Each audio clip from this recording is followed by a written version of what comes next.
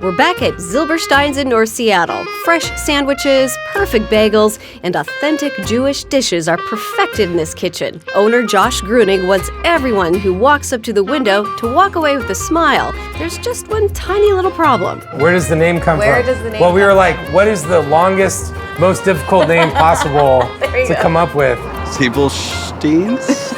I guess maybe not. Either Zylberschtein or Zylberschteins. I won't lie, for probably the first year I just said Zylberschtein. Zylberschtein. I'm going to Zylberschtein. Do you want anything? Do you want to say Zylberschtein? No. No. So my family emigrated from Poland, and my mom's side of the family, their last name is Stein. And so our name before we came to the US was Zylberschtein. I've always called it Zylberschteins. Oh man, I need to fix that. My whole family's calling it the wrong name. That is how you pronounce it, right? But when the food is this good, not even a tricky name will keep people away. Well, from what I hear, there are like lines out the door. Yeah, don't come on Saturday. We're trying to make food slowly and intentionally. We're trying to honor the past in that way. And so I thought it would be great to use our family name. We love the breakfast and our kids love the sprinkle cookies. During Hanukkah, we always get the brisket and the latkes. Honestly, I usually just go down the line and I'm like, I want that. What are we gonna make today? We're gonna make potato and onion knish. I don't know what a Knish is. So knish is kind of like a Jewish dumpling. Okay. We roll out our dough really, really thin, and then we roll it into itself and make these really thin layers. It's gonna be delicious. I can't wait. This is a lot of everything, right? Well, everyone needs 60 knishes though. I think they do. Yeah. 50 for me. Yes. 10 for you. That's fair.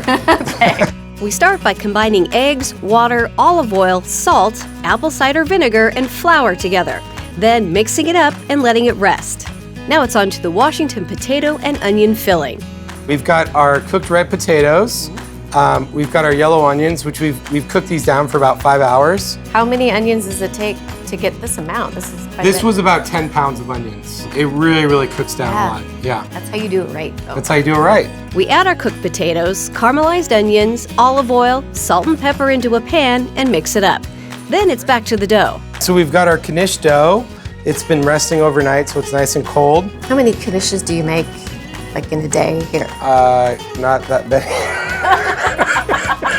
But after this, We're gonna change to knishery here.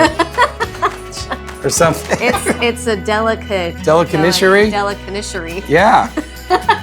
We're changing hearts tonight. Yes, we are. So I'm gonna show you how to throw the flour on the table. Okay, now I've seen So we're gonna this. get a good handful. Okay. And you wanna let flour kind of settle down into your pinky. Okay. And as you throw it, open up your hand. So I'm going like that. So I'm gonna have a nice even layer of flour on there. And if you don't apparently- do this right, then all the knish will be ruined. So no pressure. That's great. Okay, that's way too much flour though. No, I'm just kidding. Now Josh uses a sheeter to flatten out the dough. Then we roll it out even flatter. Next, it's time for the filling. All right, so now we're gonna take this strip of our knish dough, we're gonna roll it over, and now I'm gonna pull the dough and make it even thinner. I'm gonna rotate it 90 degrees, and then I'm gonna roll it over again.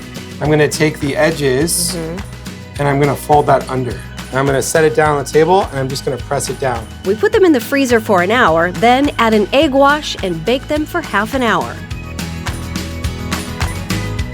These look beautiful. I think it's time that we get to try them. Well, I don't eat them. You don't? No, I'm just kidding. Let's do it. Washington potatoes and onions. They taste so good. I could just eat handfuls of caramelized onions. In New York, how they serve knish are like in a hot dog stand in a steamer. You can have a whole one, and then that will pretty much carry you through all of lunch. You can imagine this eating this warm on a cold day outside. Thank you so much. Thank you. Yeah, cheers.